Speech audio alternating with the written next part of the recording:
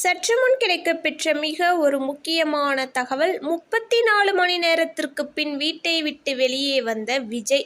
இப்படி தினம் தினம் வெளியாகக்கூடிய அரசியல் சம்பந்தமான அனைத்து தகவல்களையும் நீங்கள் உடனுக்குடனே தெரிஞ்சுக்கணும்னா மறக்காமல் நம்ம சேனலை சப்ஸ்கிரைப் பண்ணிக்கோங்க.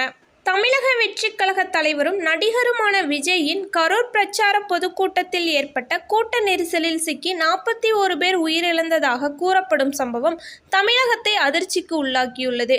கரூரில் உள்ள வேலுச்சாமிபுரத்தில் ஆயிரக்கணக்கான ரசிகர்கள் விஜயை நேரில் காண வந்தனர். போலீஸ் அனுமதி மனுவில் 10,000 பேர் மட்டுமே பங்கேற்பார்கள் என்று குறிப்பிட்டிருந்த போதிலும் உண்மையில் 25,000த்திற்கு மேற்பட்டோர் கூட்டத்தில் திரண்டனர். விஜய் 6 மணி நேரம் தாமதமாக வந்ததால் வெயில் வாட்டும் பகலில் காத்திருந்த மக்கள் சோர்வடைந்தனர். மேலும் அந்த இடத்தில் கூட்ட நெரிசல் ஏற்பட்டது. இந்த கூட்ட நெரிசலில் சிக்கி உயிரிழந்தவர்களையும் காயமடைந்த சிகிச்சை பெறுபவர்களையும் விஜய் வந்து பார்க்கவில்லை என்ற குற்றச்சாட்டு முன்வைக்கப்படுகிறது.